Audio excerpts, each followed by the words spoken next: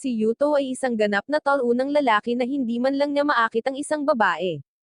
Ngunit kapag ang isang mahiwagang salamin ay nagpadala sa kanya sa nakaraan, bigla siyang nagsimulang mapalapit sa magagandang babae, at kahit papaano ay naging pinakanalulupig na hari kailanman.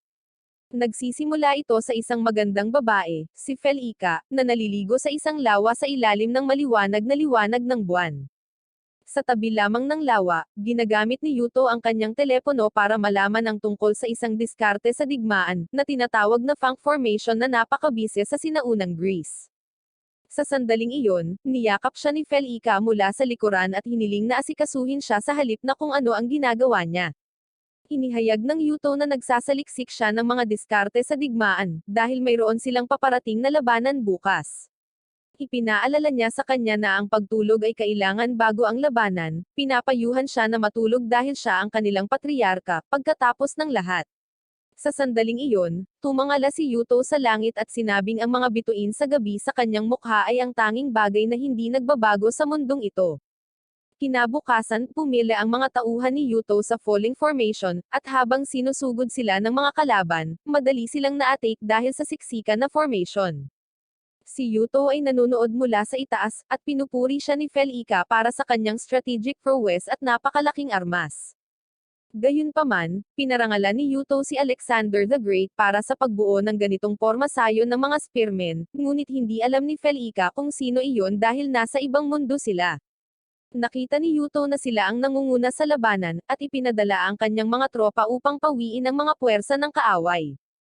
Samantala, ipinaliwanag niya kung paano siya ipinatawag sa mundong ito 2 taon na ang nakararaan, kung saan ang mga tao ay masayang mag-aaway-away sa isang maliit na bahagi ng lupa sa mundong ito, isang barbaric na kawalang katarungan.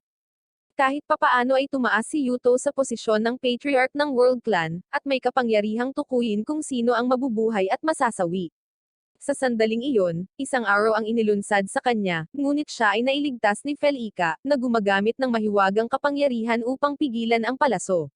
Namangha si Yuto na sinasabing ang lakas ng mga asset ni Felica ay hindi tumigil sa paghanga sa kanya. Pagkatapos ay napansin nila ang Horn Clan sa isang bangin, at ang mga archer nito ay naglunsad ng daan-daang palaso sa Yuto. Gayunpaman, inilabas ni Felica ang kanyang latigo at dinepensahan ang lahat ng mga arrow gamit ang kanyang mahiwagang kapangyarihan. Humanga si Yuto sa kanyang husay at nagkomento kung paano siya magiging isang mahusay na reyna balang araw.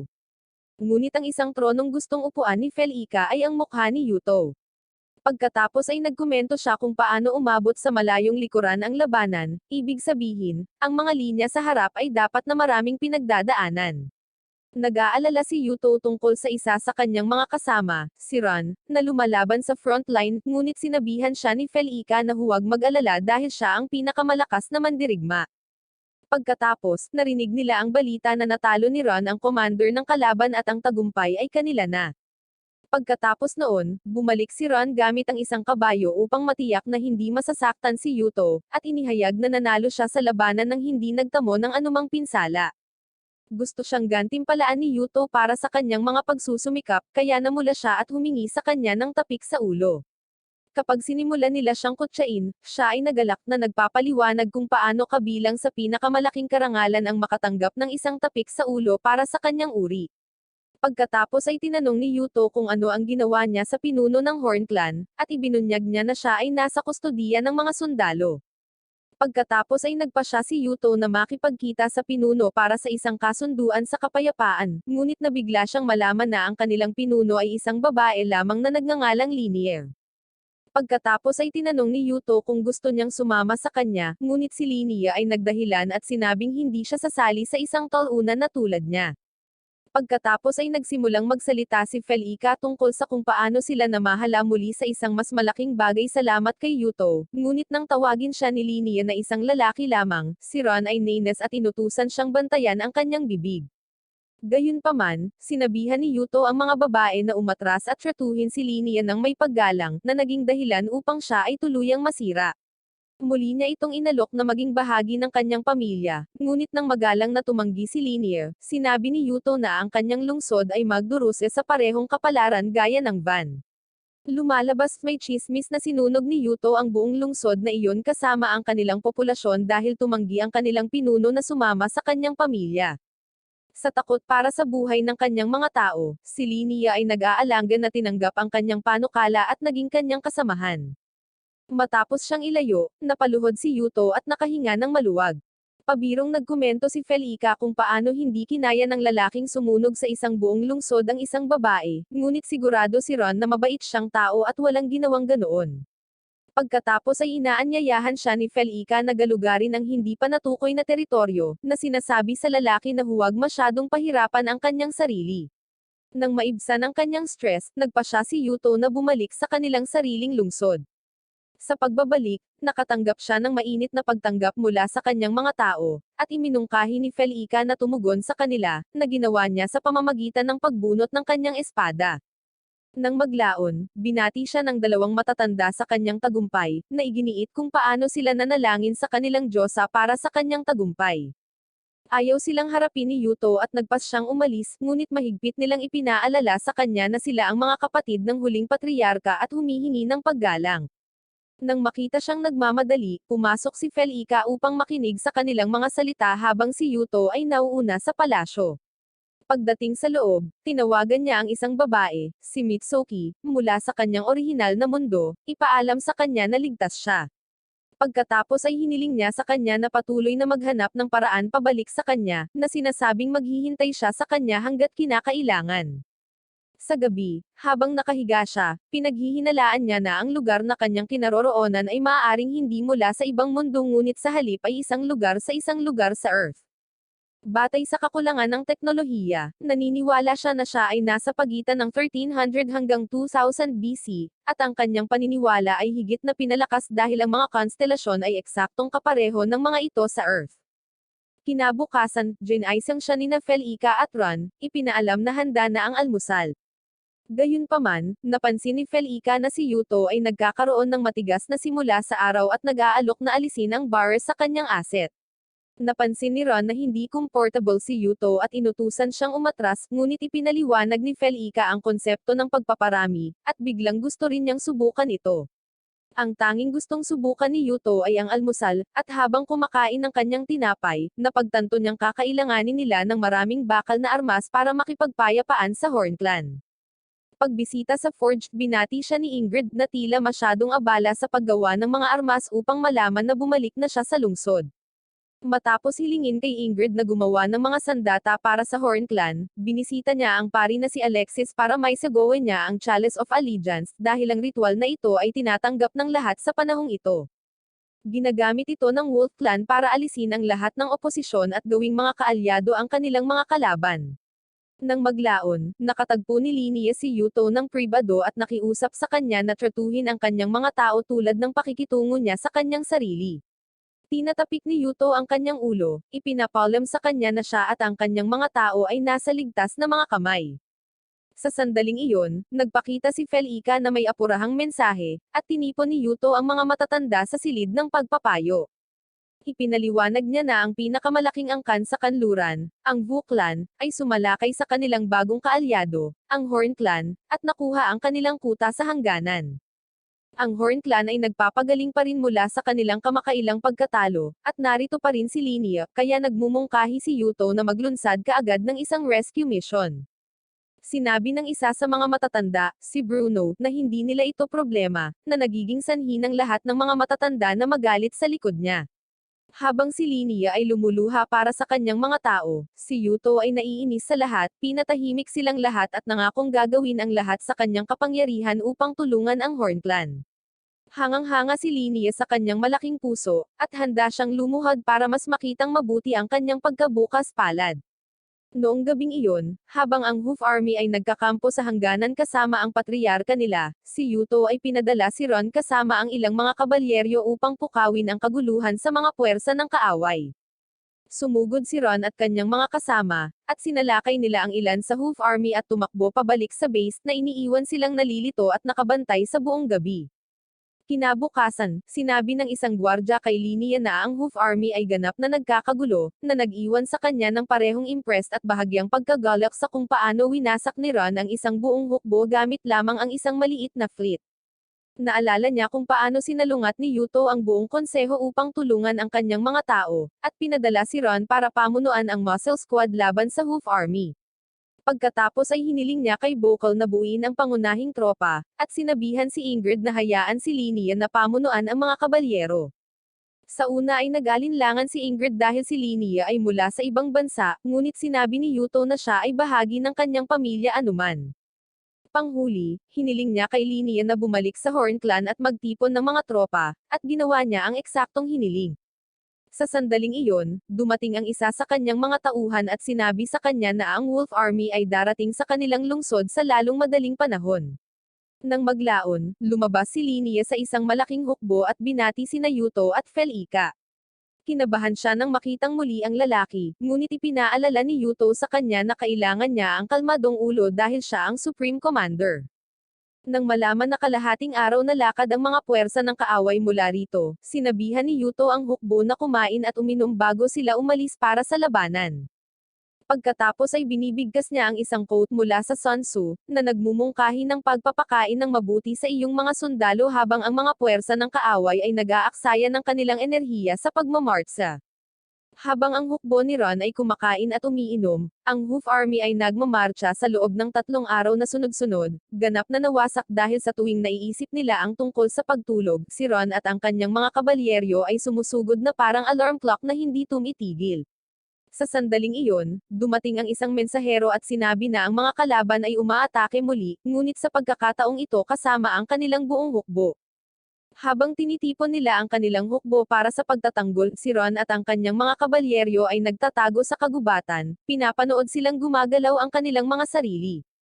Di nagtagal, nagbanggaan ang dalawang hukbo, at ang Hoof Clan ay nagkaroon ng ilang malubhang pinsala dahil sa hindi nakapagpahinga ang kanilang hukbo sa huling 3 araw. Ipinadala ni Yuto ang kanyang mga tauhan upang sumugod, ngunit napansin ng kalabang si Envy na ang kanilang pormasayon ay mas mahina mula sa mga palatandaan, kaya ipinadala niya ang kanyang mga unit sa gilid upang samantalahin ang kanilang kahinaan. Gayunpaman, pinapanood ni Linnea ang kanilang hukbo na nahati sa dalawa at napagtatanto na ito mismo ang hinulaan ni Yuto. Sinabi sa kanya ni Yuto na ang kanilang pormasayon ay mas mahina sa mga gilid, kaya kung ang Hoof Army ay umatake sa mahinang lugar, dapat niyang hawakan ang kanyang posisyon at hintayin ang kanyang senyales. Habang nagmamarcha ang kalaban sa kanyang karwahe sa kaliwang gilid, inihanda ni Linnea ang kanyang mga tauhan, ngunit mas mabilis silang bumagsak kaysa sa mga domino. Ipinaalam ni Felika kay Yuto ang tungkol sa sitwasyon, at nagkomento kung paano nakita ni Envy ang kahinaan sa kabila ng lahat ng kaguluhang iyon. Alam na ni Yuto na ang mga Karo ay ang pinakamalakas na sandata ng Hoof Army, na gagamitin nila sa bawat pagkakataong makukuha nila, kaya naman naakit niya sila sa isang bitag. Pagkatapos ay inutusan niya si Ron na kunin ang kanyang kabalyeryo at salakayin ang Karo. Tumakbo papasok at hinarap si Envy ng direkta, at pagkatapos makipagsagupaan ng kanyang mga armas, nagawa niyang lumabas sa itaas sa pamamagitan ng pag-iwan ng malalim na hiwa sa balikat ni Envy. Hindi makapaniwalang tinitigan ng lalaki ang kanyang sandata, kaya sinabi sa kanya ni Ron na isa itong katana na humihiwa sa balat na parang mainit na kutsilyo sa mantikilya. Sa kabila ng pagkatalo, ipinagmamalaki niyang masawi siya sa kamay ng isang malakas na mandirigma, umaasang makikilala siya muli sa Valhalla. Pagkatapos ay binigay ni Ron ang kanyang paggalang at buong pagmamalaking idineklara ang tagumpay sa digmaang ito. Nang maglaon, sina Felika at Ron ay sumama kay Yuto sa bathtub dahil sila ay nasa teritoryo ng kaaway, nag-aalala tungkol sa mga potensyal na banta ng pagpaslang. Sa sandaling iyon, pumasok si Linnea sa bathtub, humihingi ng ilang mga aralin sa matematika na kinabibilangan ng paghahati sa kanyang mga aset at pagbabawas ng kanyang mga damit. Sinabihan siya ni Felika na pumili, na nagpapaliwanag na kailangan niyang hugasan ang likod ni Yuto upang makapagsimula. Si Yuto naman ay umaarte na parang hindi siya nag-e-enjoy dito. Nang maglaon, tinanong niya si Linnea kung bakit niya ito gustong pakasalan ng biglaan. Naniniwala si Linnea na mapapatibay nito ang ugnayan sa pagitan ng kanilang mga angkan, at hahayaan din niyang tamaan ang kanyang aset buong magdamag. Tinanong ni Yuto kung ano ang kanilang gagawin tungkol sa Horn Clan, at ipinahayag ni Linnea na gusto niyang pamunuan niya ito kasama niya. Ang pamamahala sa dalawang angkan ng sabay-sabay ay isang bagay na hindi tinatanggap sa mga bahaging ito, ngunit naniniwala si Linnea na kayang gawin ito ni Yuto. Sinabi ni Felica na kalokohan ito, na humihiling na ihayag ang tunay na dahilan sa likod ng panukalang ito. Inihayag ni Linnea na ang patriarch sa kanyang angkan ay pinili hindi sa pamamagitan ng mga kakayahan, kundi sa pamamagitan ng lahi. Si Yuto ay laban sa ideya ng hereditary, ngunit inihayag ni Yuto na siya ay pinili bilang isang patriarch upang gawin din ang hereditary, na labis na ikinagulat nila. Ibinunyag ni Linnea na nabuo siya ng kanyang ama pagkatapos ng maraming taon ng pagsubok, kaya naman minahal niya ito ng higit sa anumang bagay sa mundo. Nabulag siya sa pagmamahal na iyon at ginawa siyang tagapagmana. Maraming tao ang nabalisa sa desisyong ito, at si Linnea mismo ay hindi kailanman nag-isip sa sarili bilang isang mahusay na pinuno.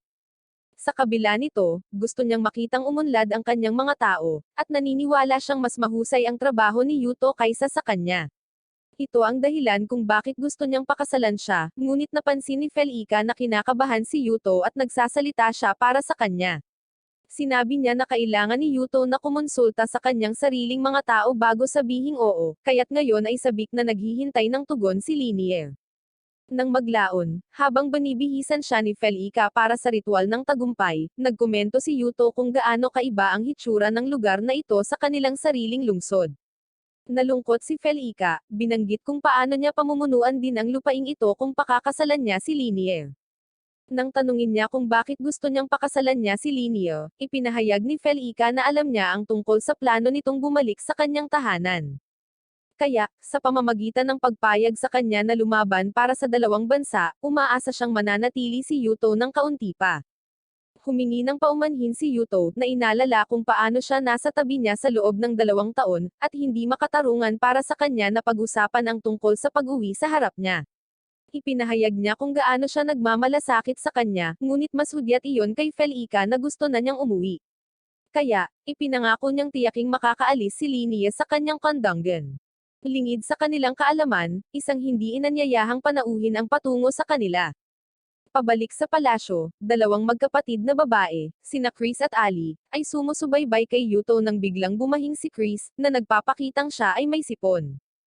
Pagkatapos ay hinailan niya si Ali pababa sa default na posisyon para mailipat niya ang sipon sa kanya.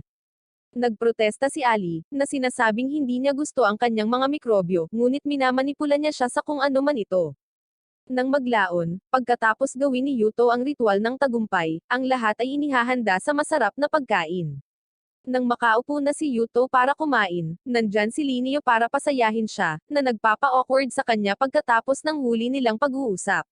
Nabigo siyang basahin ang silid at sinubukan niyang pakainin ito gamit ang sarili niyang mga kamay, ngunit nagpakita si Horn Clan Elder Rasmus at nagkomento kung paano sila mukhang isang bagong kasal. Habang nagiging awkward ang mga pangyayari, nagpakita si Felica at bamulong sa tainga ni Yuto, na sinasabing iyakap siya nito. Matapos itong makita ni Linnea, tinamaan siya ng isang alon ng paninibugo, ngunit si Felica ay sobrang nasasabik, na ayos lang sa kanya ang isang maliit na 2-on-1 na aksyon. Sa sandaling iyon, ang kanilang atensyon ay napunta patungo sa isang lalaki na mukhang isang Pokemon trainer, at kinilala siya ng mga babae bilang Stinor, ang patriarch ng Lightning Clan. Mahigpit na inutusan ni Rasmus ang lalaki na umalis palabas doon, ngunit inihayag ni Stinor na narito siya upang batiin si Yuto. Lumalabas pinaslang ni Stinor ang kanilang huling patriarch kaya lahat ay nakabantay ngayon. Nagalit si Rasmus kaya hinailan niya ang kanyang espada upang ipaghiganti ang kanilang huling pinuno, ngunit magalang na hiniling ng pari na kasama niya na huwag saktan si Stinor dahil bisita siya. Sa sandaling ibinaba ni Rasmus ang kanyang bantay, mabilis na nag-teleport si Stinor sa tabi niya at sinira ang kanyang espada sa isang kisap mata, na ikinagulat ng lahat ng manunood. Ipinaliwanag ni Linnea na si Stinor ay may maraming ron. Ang isa sa kanila ay may mapanirang kapangyarihan, at ang isa ay nagbibigay sa kanya ng sobrang lakas sa kanyang mga braso at binti. Nagulat si Yuto dahil wala siyang narinig na sino man na may 2 ron, at sinabi ni Linnea sa kanila na kabilang siya sa 3 tao sa kanyang buong bansa na may ganitong mga katangian. Naglakad si Stinor patungo kay Yuto, ngunit nagbabantay si Ron, handang tadtaran siya kahit nakakaiba ang tingin niya sa kanyang amo. Gayunpaman, nang iniinsulto at kinukutya niya sina Ron at Linnea sa pagiging mahina, nagalit si Yuto at hinarap siya ng direkta. Nakita ni Steiner ang hitsura sa kanyang mukha, sinabi ni Steiner na gusto niya talaga ang lakas ng loob ni Yuto at paimpel siyang lumabas na nangangakong makikita siya sa lalong madaling panahon. Sa labas, tinanong ng pari si Steiner kung ano ang palagay niya kay Yuto, at ibinunyag ni Steiner na siya ay medyo kawili-wili, nagagawing kawili-wili ang kanilang laban sa wakas.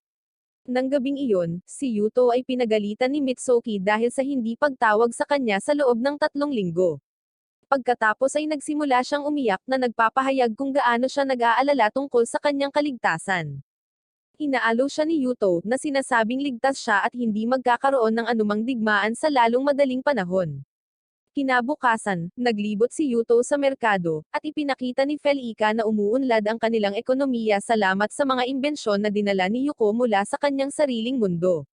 Sa sandaling iyon, napansin nila ang isang lalaki na nagbebenta ng isang babae at ang kanyang anak na babae, kaya binili sila ni Yuto at ipinadala sila sa kanyang mga silid upang sila ay maalugan.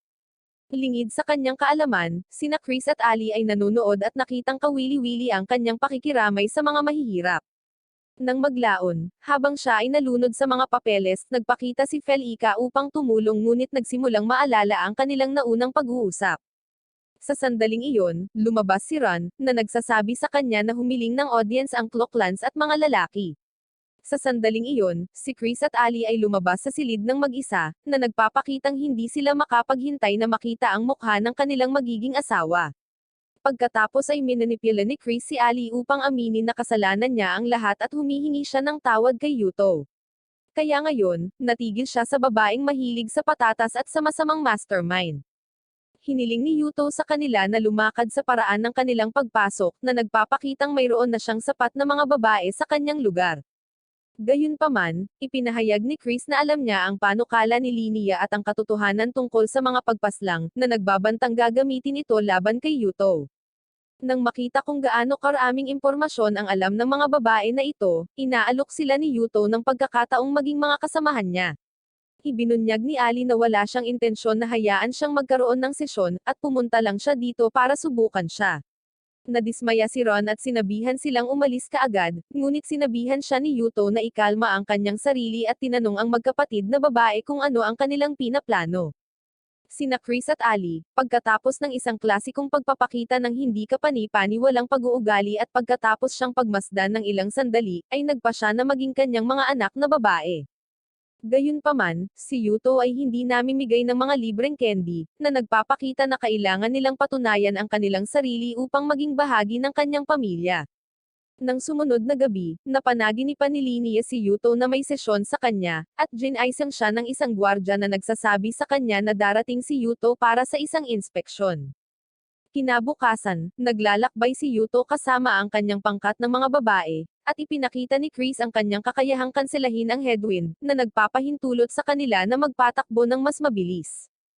Sa kabilang banda, ang kakayahan ni Ali ay lumilikha ng tailwind sa likod nila, na nagtutulak sa karwahe at nagpapataas ng bilis nito. Humanga si Yuto at iniisip kung magagamit nila ito sa larangan ng digmaan, ngunit ipinaalala sa kanya ni Ali na magagamit lamang nila ang kanilang mga kakayahan sa paligid nila. Hindi nagtagal, dumating ang squad sa Gilm, isang malaking bayan na sikat sa pagkakaroon ng napakalaking kamalig at malalaking sakahan ng trigo. Sa pagsasalita tungkol sa pagkain, nagsimulang tumunog ang tiyan ni Ali, kaya naglabas si Chris ng isang piraso ng tinapay, hindi para pawiin ang kanyang gutom, bagkus para kainin ito sa harap niya. Nagsimulang umiyak si Ali, kaya ipinangako ni Yuto na kukuha siya ng makakain kapag nakapasok na sila sa bayan. Nang maglaon, nakipagkita si Yuto kay Rasmus at ibinahagi ang kanyang mga plano sa pagtatanim ng mga bagong pananim dito. Ipinaalala sa kanya ni Rasmus na ang lungsod ay pinamumunuan ng Horn Clan sa loob ng maraming taon, kaya kung papasok lang sila at hihingi ng pagbabago, maaaring magalit ang mga tao. Sa sandaling iyon, nagpakita si Felica, na ipinaalam kay Yuto na narito si Linnea upang salubungin siya. Tuwang-tuwa si Linnea na makita siya, mabili niya na ibinunyag na dahil ang bayang ito ay nasa ilalim ng teritoryo ng Horn Clan, hindi niya ito mabibigyan ng personal na paglilibot sa kanyang pribadong pag-aari, at hindi real estate ang pinag-uusapan niya. Pagkatapos ay sinabi sa kanya ni Felica na ang Clan ay nagpadala din ng dalawa sa mga pinakamaganda na kababaihan sa kanilang buong bansa, upang magbigkis ng mga relasyon kay Yuto. Ipinaalala sa kanya ni Linnea na ang Horn Clan ay mas malakas kaysa sa Clan, kaya dapat itong maging isang malinaw na pagpipilian para kay Yuto. Gayunpaman, sinabi ni Ali na siya ay karaniwang nagpapasikat ng kanyang kapangyarihan para lamang maakit siya sa kanyang bitag sa pag-ibig. Sa pagbabago ng mga paksa, tinanong siya ni Yuto kung bakit siya nag-aalala tungkol sa mga tao rito, at sinabi ni Linnea sa kanya na maaaring hindi tanggapin ng mga tao ang ideya na ibigay ang angkan kay Yuto. Naiintindihan ni Yuto na ang mga tao ay nakadikit pa rin sa kanilang dating pinuno, dahil ang kanyang mga bagong pamamaraan sa pagsasaka ay hindi rin malugod. Siya ay nagpaplano sa pagpapatupad ng Noro crop rotation na isang paraan ng pagtatanim ng iba't ibang mga pananim sa isang nakatakdang order. Tiyak na madaragdagan nito ang produksyon ng mga pananim, kaya hiniling sa kanya ni Linnea na sabihin ang mga detalye. Hindi nagtagal, ipinakilala niya ang konsepto sa kanyang mga tao at ipinamigay pa ang kanilang schedule ng pagtatanim kay Yuto, na humanga sa kung gaano niya ito kabilis natupad. Ang kanyang mga tao ay nag-aalala tungkol sa isang masamang ani, ngunit ipinangako ni Yuto na aalagaan sila kung mangyari iyon at inuutusan siyang simulan ang proseso sa lalong madaling panahon. Nang gabing iyon, habang pinag-iisipan pa ni Yuto ang kanilang mga plano, nagpakita si Linnea sa kanyang silid na walang ibang suot kundi isang tuwalya. Pagkatapos ay ibinaba niya ang tuwalya at halos nakikiusap sa lalaki na i-unlock ang kanyang mga asset, ngunit nananatiling tapat si Yuto kay Mitsuki at tinalikuran siya. Ang pagpapahalaga sa sarili ni Linnea ay mas mabilis na bumaba kaysa sa Bitcoin, na nagpapaisip sa kanya na hindi siya sapat na maganda para makapuntos sa lalaki na ito, ngunit nagsimula siyang magsalita tungkol sa kung paano laging napapalibutan si Yuto ng mga kababaihan. Clinero ni Yuto ang mga bagay-bagay sa pagsasabing maganda din naman siya. Gayunpaman, hindi iyon ang dahilan kung bakit niya siya tinanggihan. Sa wakas ay ibinunyag niya na siya ay umiibig sa isang tao, kaya naman hindi niya kayang pakasalan ang sinuman. Iminungkahi ni Linnea na pakasalan niya ito upang panatilihin siyang side chick, ngunit ipinaliwanag ni Yuto kung paano hindi gumagana ang mga bagay na ganito sa mundong pinanggalingan niya. Si Linnea, syempre, ay walang ideya na siya ay nagmula sa ibang mundo, kaya nagsimulang ipaliwanag ni Yuto ang kanyang backstory, nang hindi alam na si Felica ay nakikinig sa kanila. Ipinaliwanag niya kung paano siya nagmula sa isang mundo na libu-libong taon sa hinaharap, kaya naman alam niya ang mga advanced na pormasayo ng labanan at mga bagong diskarte sa pag-aani.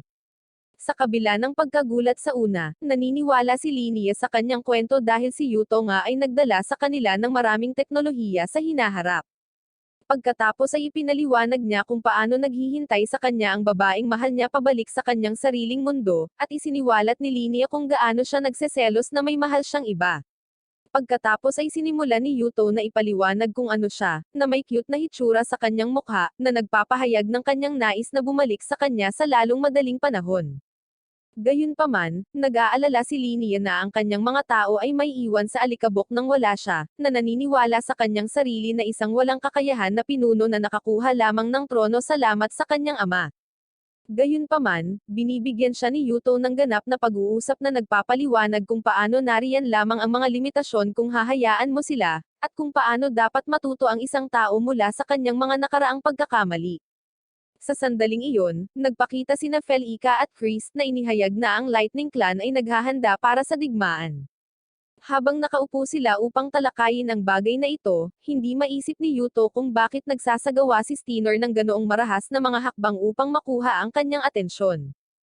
Iminumungkahi ni Chris na pumunta siya sa kanilang HQ upang kunin ang impormasyon, ngunit itinuring ni Yuto na ito ay masyadong mapanganib kahit para sa kanya.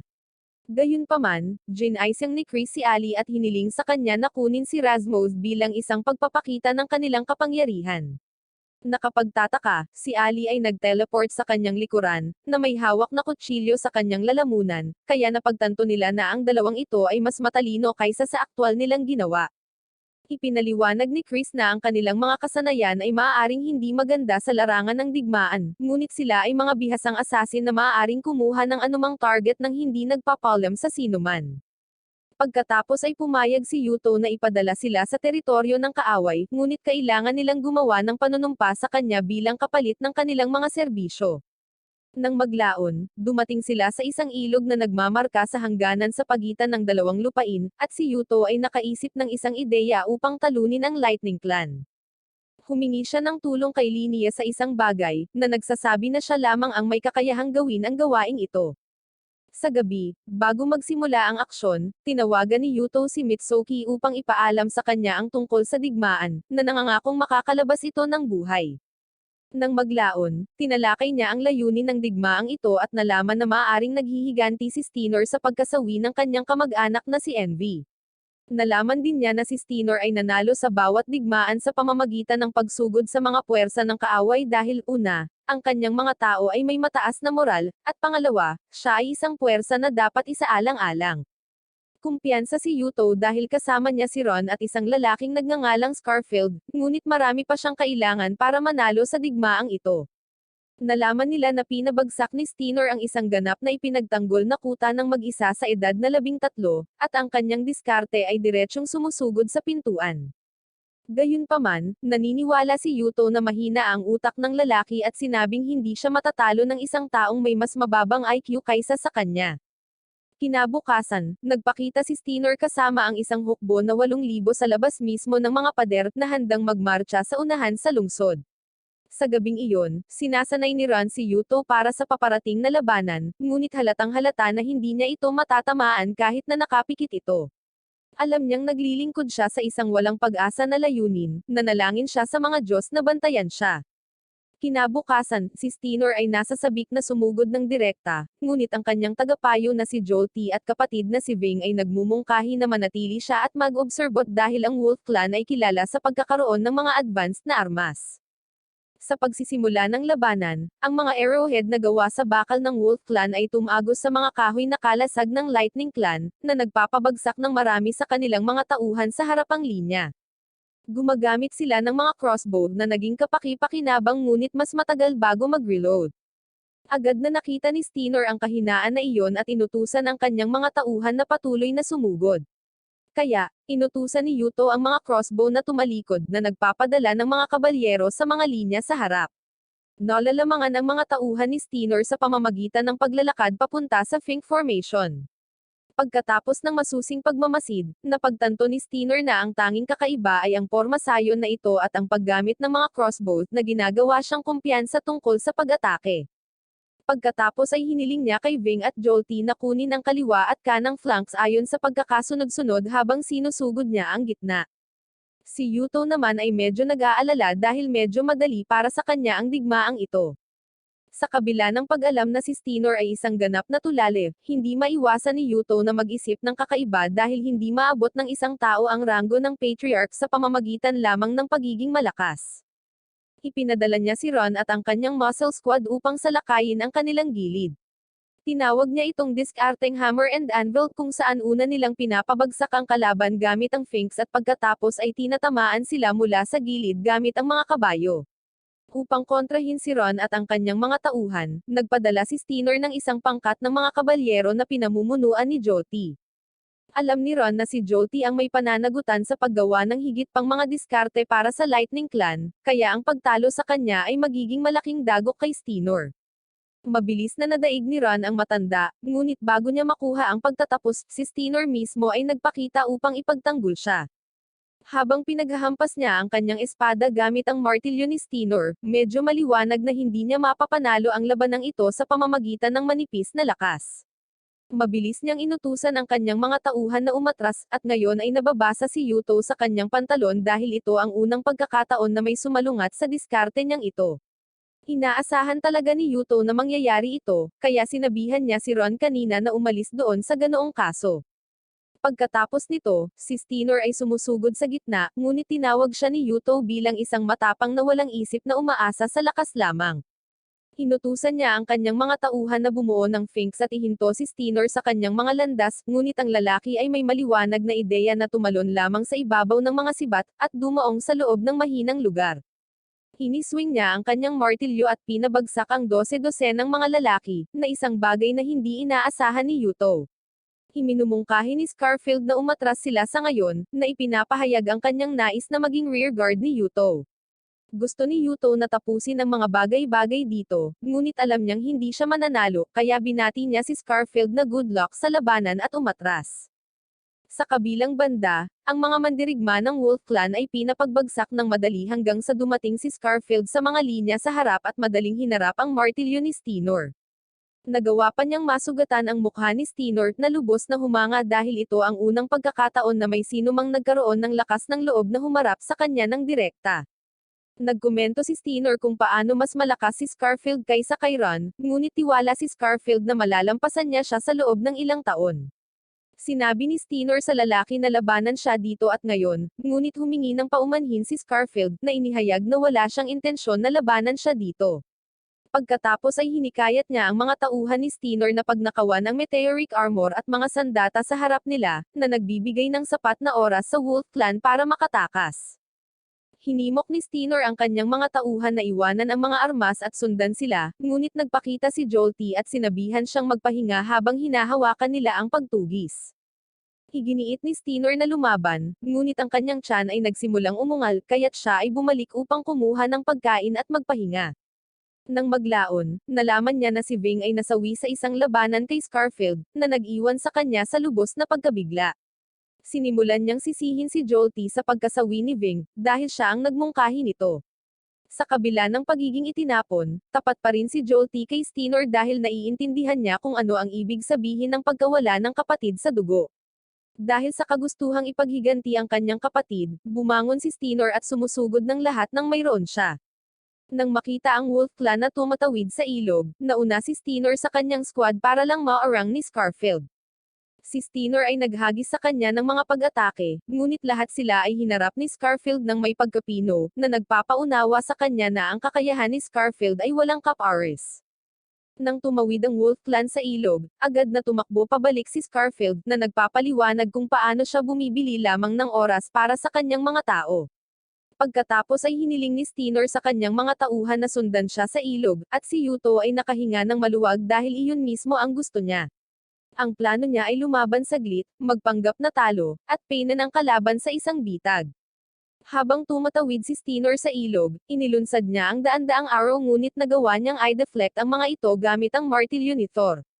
Maaring tumawid na siya sa ilog, ngunit ngayon ay kailangan nilang harapin sina Scarfield, Ron, Fel-Ika, at apat sa pinakamahuhusay na manlalaban ng Horn Clan. Na-lock-in si Steanor sa kanyang 7 laban sa isang labanan, at gaano man siya kalakas, hindi niya sila matatalo sa normal na paraan.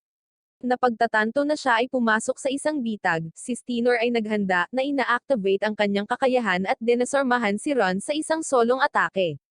Ang buong sukat ng labanan ay nagbabago, at si Steanor ngayon ay naging mangangaso. Gayunpaman, muli niyang pinamukhang walang alam ang sarili dahil ang gusto lang ni Scarfield ay mag-antala ng oras. Sa sandaling tumakbo silang 7 sa isang carro, isang malaking alon ng tubig ang itinapon sa ilog na nagpalubog kay Steanor at sa kanyang mga tauhan.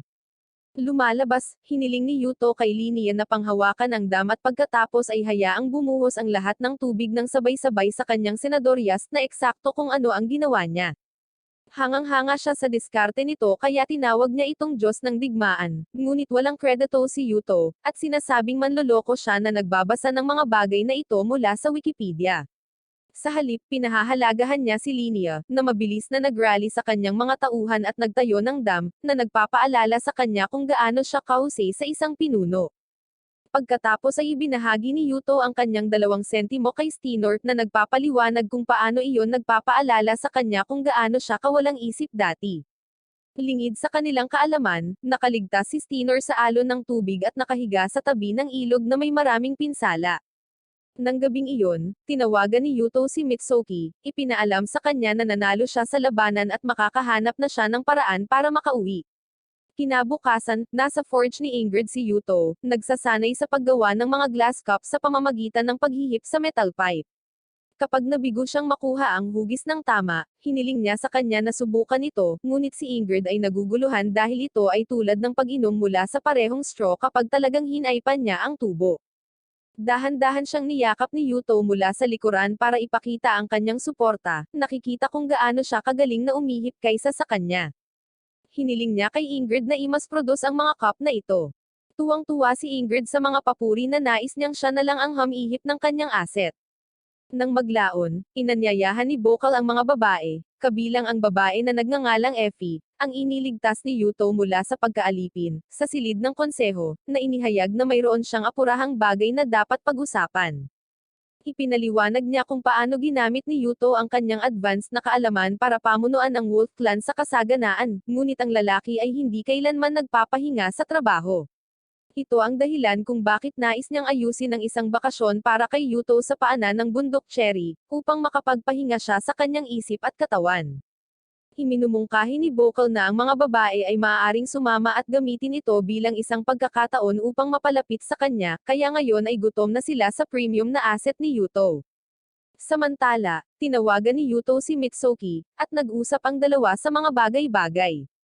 Kinabukasan, hiniling ni Felika at ng mga babae si Yuto na sumama sa kanila, ngunit tumanggi ang ating bida, at sinabing hindi siya makakaalis sa lahat ng gawaing iyon. Gayunpaman, nang ipilit ng mga babae, pumayag si Yuto, marahil dahil natatakot siyang malaman kung ano ang mangyayari kung sasabihin niyang hindi. Pagkatapos nilang umalis upang ayusin ang mga bagay, hiniling ni Yuto kay Bokal na asikasuhin ang mga bagay dito habang wala siya, at masayang sumang-ayon si Bokal na sinasabi kung paanong ang mental at pisikal na kalusugan ni Yuto ang pinakamahalagang bagay para sa kaunlaran ng kanilang clan, na napagtanto kung gaano siya kahalaga dito. Iniisip ni Yuto kung ano ang mangyayari kung babalik siya sa kanyang sariling panahon. Nang gabing iyon, umalis ang squad sa lungsod at dumating sa isang mountain resort kung saan pumapasok si Yuto sa isang mainit na bukal, umaasa ng kaunting kapayapaan at katahimikan. Gayunpaman, ang girl squad ay nagpapakita, tumatalon sa tubig nang walang pahintulot niya. Hiniling niya kay Ali na umalis dahil gusto niyang maligo mag-isa, ngunit ipinaalala sa kanya ni Chris na sila ang kanyang mga bodyguard na nakadikit sa kanya sa buong panahon. Hindi lang sila, kundi ang buong squad ay nakatapis ng tuwalya para mabasa siya. Sinubukan ni Yuto na umalis sa bukal, ngunit pinalibutan siya ng mga babae, na nagsasabing kailangan nilang hugasan ang kanyang katawan bago siya makaalis. Nang maglaon, umupo silang lahat sa kanilang mga tuhod na nagpapakitang bumunot sila ng palabunutan upang magpasya kung sino ang maghuhugas ng kanyang katawan. Ito ay nagiging napakasobra para kay Yuto na siya ay nauwi sa pagka-nosebleed at paghimatay. Kaya, pumili silang lahat para humingi ng paumanhin sa pagkasira ng kanyang bakasyon. Mahigpit niyang ipinaalala sa kanila kung paano niya mas gusto ang maligo ng mag-isa, ngunit sinabi ng mga babae na gusto lang nilang magpakita ng pasasalamat sa lahat ng mga bagay na ginawa niya para sa kanila. Pinahihintulutan sila ni Yuto na pagsilbihan siya sa natitirang bahagi ng bakasyon, ngunit kailangan nilang magsuot ng damit at hindi makalapit sa kanya. Gayunpaman, sa sandaling hinayaan niya ang kanyang pagbabantay, iminungkahi nila ang isang masahe upang mapahinga ang kanyang katawan at gumapang sa kanya, habang si Effie ay nanonood ng may takot. Pagbalik mula sa paglalakbay pagkatapos nilang isagawa ang ritual ng Kales para kay Ali at Chris, sinabi ni Linnea kay Yuto na nakaligtas si Stinor. Gayunpaman, hindi siya nag-aalala dahil mayroon siyang silid sa kanyang tabi upang protektahan siya. Nang maglaon, binisita ni Ron ang Ingrid's Forge para makatanggap ng bagong sandata dahil natalo siya sa kanyang huling armas sa nakaraang labanan.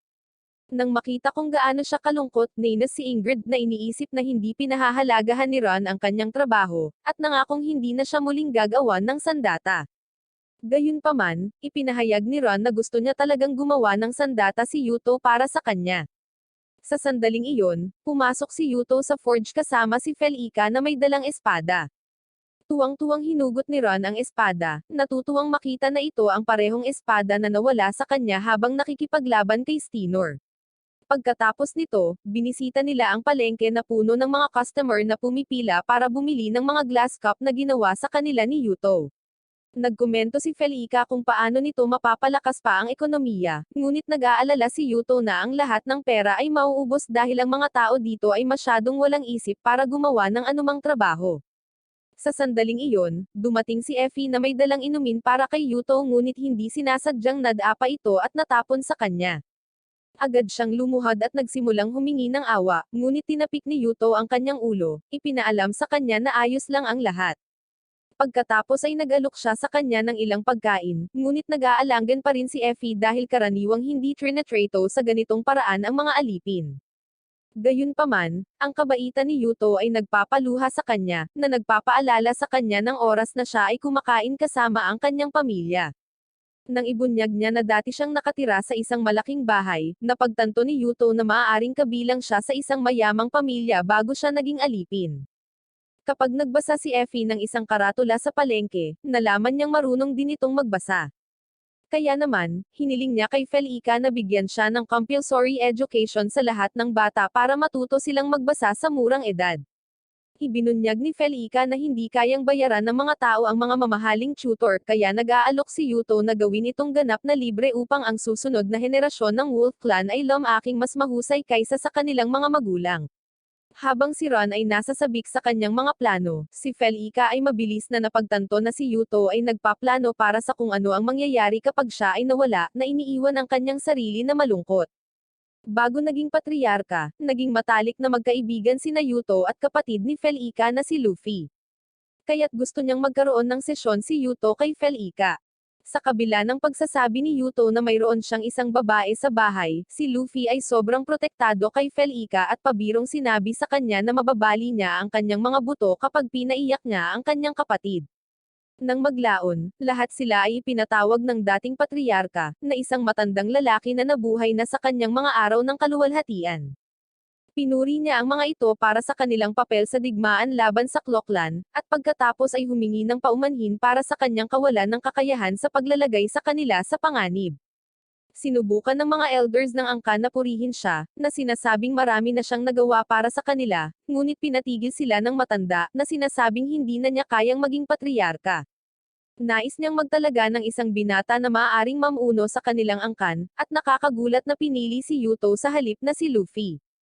Sa kabila ng mga protesta ni Yuto, na nagsasabing gusto niyang umuwi, natigil siya ngayon sa napakalaking trabahong ito. Himinungkahi pa niya na italaga nila si Luffy, ngunit inisip ni Luffy na kumikilos lamang na inosente si Yuto sa harap ng mga nakatatanda kung saan, sa katunayan, lagi niyang gusto ang trono. Nagsimulang magsalita ang lalaki tungkol sa kung paano niya ginawa ang labis na kapangyarihan upang bigyang kapangyarihan ang kanilang angkan, at protektahan ang mga tao nito upang siya ay maging patriarch balang araw. Ngunit siya ay nadidismaya kaya't binunot niya ang kanyang espada at inatake si Yuto. Pumasok ang matanda at sa halip ay tinamaan. Sa sobrang kilabot ni Luffy sa kanyang ginawa ay parang duwag na lang siyang tumakbo palabas. Kahit na gusto siyang hulihin ni Scarfield, sinabihan siya ni Yuto na tumayo at alagaan ang matanda. Habang duguan ang matanda hanggang sa kasawian, hiniling niya kay Yuto na pamunuan ang Wolf Clan at gawing susunod na patriarch si Luffy bago siya bumalik sa kanyang mundo. Dahil dito, nasawi ang lalaki, iniwan si Yuto upang magdalamhati sa kanyang pagkasawi at pamunuan ang kanyang mga tao. Nagising si Yuto mula sa panaginip na ito sa kanyang mesa, at ang magkapatid na Chris at Ali ay lumabas sa kanyang silid upang bigyan siya ng isang dosis ng kanilang sarili sa umaga. Pagkatapos ay ipinakita nila sa kanya ang mapa ng Hoof Clan, na nagpapakita na ang isa sa mga tribo nito, na tinatawag na Noten, ay nakuha ng isang clan na tinatawag na Panther. Ibinunyag niya na dumating sila kasama ang isang hukbo ng puwersang archer na naglunsad ng mga bakal na palaso at nilipol ang Noten. Laking gulat ni Yuto dahil tanging ang Wolf Clan lang ang may kaalaman sa paggamit ng mga sandatang bakal sa labanan. Bukod pa rito, ang kabalyeryo ay hindi dapat maging bagay sa loob ng ilang siglo maliban kung may magnanakaw ng kanilang mga plano sa labanan, at ibenta ang mga ito sa mga kalabang angkan. Ang tanging tao na may isip niya ay si Luffy, kaya idinagdag ni Chris na hinahayaan siya ng Ron ni Luffy na kopyahin ang mga bagay, na ginagawa siyang pangunahing pinaghihinalaan. Pagkatapos ay isiniwalat ni Felica na nakatanggap siya ng liham mula kay Luffy 2 linggo na ang nakakaraan, na humihiling sa kanya na pamunuan ang Wolf Clan at samahan siya bilang siya ang pinuno ng Panther Clan ngayon. Nagulat si Yuto na itinatago niya ang impormasyong iyon sa kanyang sarili sa lahat ng oras na ito, kaya sinabi ni Felica na handa siyang tanggapin ang anumang parusa para sa pangangasiwa. Sumusumpa siya na tapat pa rin siya sa kanya, ngunit alam na ni Yuto at pinainom niya ang babae ng chill pill. Kahit na naisip na nila ito, iminumungkahi ni Yuto na maglaro sila ng inosente at padalhan siya ng liham ng pagbati upang bumuo ng matalik na relasyon sa kanilang angkan. Sa gabing iyon, ginagamit niya ang kanyang telepono upang maghanap ng mga potensyal na counter laban sa mga cavalries at napagtantong ubos na ang baterya niya. Pagkatapos ay tinawagan niya si Mitsuki, na nakikita ang kanyang mga alalahanin at nagtanong kung okay lang siya. Pagkatapos ay pinunan siya ni Yuto sa lahat ng bagay, at naniniwala siyang handa siyang labanan si Luffy kung ito ang pag-uusapan. Sa gabi, si Luffy ay nakatanggap ng tugon mula kay Felika, tinatanggihan ang kanyang alok na ipinapalagay niyang hindi siya ang sumulat nito. Kinabukasan, nalaman ni Yuto na nakuha ni Luffy ang isa pang bayan at inutusan si Felika na ihanda ang kanilang hukbo para sa pagtatanggol. Nang maglaon, sinabi sa kanya ni Felika na may kabuuang 3,000 tropa si Luffy, at nag-aalala si Yuto dahil hindi madaling gawain ang pagharap sa napakalaking cavalry. Sa sandaling iyon, biglang nagpakita ang mga tropa ni Luffy at naglunsad ng isang pag-atake, na nagpasindak sa kanilang lahat. Napagtanto ni Yuto na ginagamit ni Luffy ang parehong hit and run na taktika na ginamit niya, na isang tunay na mapanganib. Ang isa sa mga archer, na pinangalan ng Valley, ay naglunsad ng isang direktang arrow patungo kay Yuto, ngunit nakita ito ni Felika, kaya siya ay nagtago habang ang mga cavalry ay umaatake mula sa harapan. Ginagamit ni Yuto ang kanyang crossbow na sinusuportahan ng mga reloader, upang harapin ng mabilis ang ilang malubhang pinsala. Napansin ni Valley ang kanilang pagkatalo at inutusan ang mga archer na umatras kaagad, ngunit alam ni Yuto na ang tunay na labanan ay magiging mas mahirap kaysa dito. Pagbalik kay Luffy, ibinunyag niya na nakahanap si Yuto ng paraan para malampasan ang mabagal na pag-reload ng mga crossbow sa pamamagitan ng pagkakaroon ng dagdag na hanay ng mga tropa na i-reload ang mga ito at mabilis na magpalit. Sa kabila ng unang pagkatalo, tiwala si Luffy na matatalo niya si Yuto at lahat ng kanyang taktika. Di nagtagal, ang kanilang buong kampo ay napapaligiran ng cavalry ni Luffy na may 5,000 katao, na iniwan siyang mahina sa lahat ng panig. Habang nakatayo doon si Luffy at humihiyaw tungkol sa kung paano niya tatapusin si Yuto, ang Wolf Clan ay nagdala ng ilang bagong sandata na natatakpan ng puting tela. Sinenyasan ni Luffy ang kanyang mga tauhan na sumugod, ngunit inihayag ni Yuto ang mga sandata na iyon, na lumalabas na mga pader na metal na may kakayahang humarang sa lahat ng mga arrow. Gamit ang mga ito bilang takip, ang Wolf Clan ay umatake ng isang barrage ng mga arrow, na nagdulot ng isang malaking aberya sa cavalry ni Luffy. Si Shigen, ang kanyang side chick mula sa Cubao, ay humiling sa kanya na umatras, ngunit tiwala si Luffy na maaari silang manalo kung patuloy silang umaatake. Hiniling niya kay Shigen na ipahiram sa kanya ang kanyang kapangyarihan, na masaya siyang sumang-ayon. Di nagtagal, nagsimulang marinig ni Yuto ang kanyang boses sa kanyang ulo, sinira ang kanyang espiritu at nakuha ang kanyang isip sa isang uri ng spell. Nagawa siyang palayain ni Felika. Ang buong hukbo ni Luffy ay nabighani sa kanyang spell, na ginagawa silang walang isip na mga zombie nang walang takot sa kasawian. Barbarically silang nagmarcha pasulong, binabasag ang mga bakal na pader at pinahina ang mga depensa ni Yuto. Sa sandaling dumating si Luffy, sinubukan ni Yuto na mga tuwiran sa kanyang dating kaibigan. Gayunpaman, hindi ito pinansin ni Luffy at naghanda sa pag-atake, na naging sanhi upang tumayo si Felika bilang isang kalasag ng tao, na nagpapaalala sa kanya na hindi lamang niya pinaslang ang matandang patriarch ngunit pinaslang din ang mismong mga tao na kanyang sinumpaang protektahan. Nabalisa na si Luffy kaya diretso niyang inatake ang sarili niyang kapatid, ngunit hinaranggan ni Yuto ang kanyang pag-atake. Sa sandaling iyon, nagpakita si Ron sa isang kamelyo, na nakakatakot sa kabayo ni Luffy. Nang maglaon, ibinunyag ni Yuto na galit ang mga kabayo sa amoy ng mga kamelyo, at kahit na nakaligtas sila sa unang wave, hindi niya maiwasang magtaka tungkol sa kapangyarihan ni Shigen. Pagbalik sa kampo, nagkaroon siya ng sesyon kay Shigen, ngunit ang kanyang pagganap ay napakahina, sa halip ay nagsimula siyang magsalita tungkol kay Yuto, na kahit papaano ay tumugon sa kanyang mahika. Sinabi sa kanya ni Luffy na si Yuto ay mula sa ibang mundo, kaya tinanong niya kung anong uri ng tao ang may kapangyarihang gawin ito. Ipinahayag ni Luffy na ito ay ang kanyang sariling kapatid na babae, si Felika. Samantala, si Yuto ay nangangailangan ng kaunting init dahil lumalamig ang panahon. Pagkatapos, nagpadala ng malakas na hangin ang plot gods na nagbubunyag ng asset ni Felika, ngunit masyado nang naabala si Yuto sa lamig, hindi man lang niya pinansin ito. Si Felika sa una ay nabalisa ngunit pagkatapos ay naalala na may dumating para kay Yuto sa kanyang opisina. Lumalabas na tumulong ang lalaki sa paglikha ng unang Kotatsu sa mundo at hiniling si Felika na sumama sa kanya. Naramdaman niya ang init at nagpas siyang magtrabaho sa Kotatsu, ngunit sa sandaling umupo siya, nakatulog siya bago pa man buksan ang kanyang diary. Sa kabilang banda, nagtayo si Yuto ng maliliit na paaralan para sa mga bata habang ang ibang mga estudyante ay nakikipagkaibigan at nagkakaroon ng mga party. Nag-aalangan si Effie na magsalita, dahilan para maramdaman niyang naiiwan siya.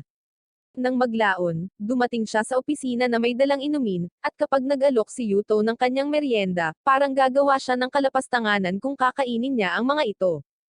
Gayunpaman, iginiit ni Yuto na umupo siya sa kanila at nagtanong kung nagkaroon na siya ng mga bagong kaibigan sa paaralan. Nang mag-atubiling sumagot si Effie, napagtanto ni Yuto na may nangyayari at nagpa siya siyang maging spy. Sa pagsuri, napagtanto niya na habang sinusubukan ni Effie na kausapin ang mga babae, patuloy nilang binabalewala siya, na sa palagay niya ay binibilang bilang pang-aapi. Pinakiusapan siya ni Chris na huwag makialam sa bagay na ito at hayaan siyang humawak ng mga bagay dito. Nang maglaon, parehong naka-enroll sina Chris at Ali sa parehong klase ni Effie, at ipinakilala sila ng guro bilang mga anak ng kanilang patriarch, si Yuto. Umupo ang dalawa sa tabi ni Effie at nagsimulang makipag-usap sa kanya, na naging sanhi ng pagkainggit ng babaeng may pulang buhok. Nang maglaon, sinabi ni Chris kay Yuto na ang isang taong mapula ang buhok ay kumikilos bilang isang reyna ng klase, at sinabihan ang lahat na huwag pansinin si Effie. Sinisisi niya si Yuto sa sitwasyong ito, na inalala kung paano siya nakasama ni Effie noong unang araw at pinaisip ng lahat na malapit siya sa kanya. Dahil dito, namumukod tangi si Effie, na nagdulot ng higit na kabutihan kaysa pinsala. Ipinaliwanag niya kung paano gusto ng lahat ng mga babae sa klase na bigyan niya sila ng pansin, kaya nang si Effie lang ang binigyan niya ng ganoong atensyon, nagseselos sila at kinamuhian siya. Upang ayusin ang isyong ito, nagpa siya si Chris na siya ang magiging reyna ng klase at gagawing lingkod niya si Effie upang ang lahat ay walang pagpipilian kundi ang mapansin ang kanyang presensya. Kinabukasan, sa pagtatapos ng klase, lahat ng mga babae ay nagtitipon sa paligid ni Chris upang tanungin kung gusto niyang tumambay sa kanila. Dinadala niya ang lahat sa isang pool, ngunit kakaibang naiwan si Effie. Napansin niya ang pakiramdam ng taong mapula ang buhok na naiwan, kaya lumapit siya sa kanya at nag-alok na maging kaibigan niya. Noong una ay tumanggi ang taong mapula ang buhok, ngunit hindi niya mapigilan ang mga alindog ni Effie, kaya sa ganoong paraan naging magkaibigan sila. Nalutas na ang issue, ngunit nais ni Chris na magpatuloy sa pag-aaral hanggang sa maging matalino si Ali na magsulat man lang ng sarili niyang pangalan. Noong gabing iyon, tinawagan niya si Mitsuki, na bumabati sa kanya ng isang maligayang Pasko, ngunit hindi ipinagdiriwang ang Pasko sa kanyang panahon dahil hindi pa ipinanganak si Jesus. Nagtataka pa rin si Yuto kung anong mga uri ng regalo ang maibibigay ng isang tao sa panahong ito, kaya iminumungkahi ni Mitsuki na gumawa siya ng isang bagay sa pamamagitan ng kamay. Kinabukasan, pumasok si Ingrid sa kanyang opisina at nagsimulang iikot ang kanyang mga tainga. Hindi rin alam ni Yuto kung bakit siya galit, kaya't ipinahayag niya na nangako siyang gagawa sila ng salamin ngayon ngunit hindi na nagpakita. Humingi ng paumanhin si Yuto sa paghahalo ng mga petsa at agad na umalis na iniwan si Felica na nalilito. Sa daan, nadatnan niya si Ron, na nagpipilit na sumama siya sa kanila bilang bodyguard. Gayunpaman, tinanggihan ni Yuto ang alok at umalis na nagpaisip sa kanya na may ginawa siyang bagay na ikinagalit niya. Pagkatapos ay naabutan niya ang dalawang magkapatid na nagpipilit na pumunta sila sa smithy kasama niya, ngunit tinanggihan. Sa sandaling nasa smithy, binigyan niya si Ingrid ng mga blueprint ng ilang mga pot na nagpapakitang gusto niyang gawin ang mga ito para kay Felica at Ron.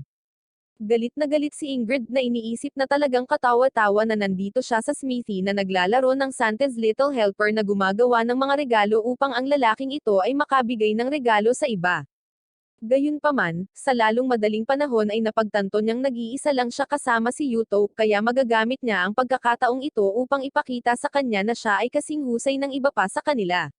Nagsisimula siya sa pamamagitan ng pagpapakita ng kanyang kakayahan sa paghihip ngunit masyadong nakatutok si Yuto sa paggawa ng salamin upang mapansin kung ano talaga ang sinusubukan niya rito.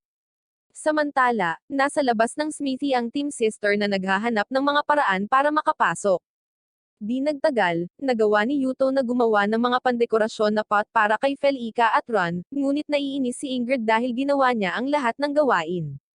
Nalulungkot si Yuto dahil wala siyang gaanong naiambag, ngunit comfort siya ni Ingrid sa pagsasabing siya ang nakaisip ng disenyo at mga kulay, ibig sabihin, talagang inilagay niya ang kanyang puso dito.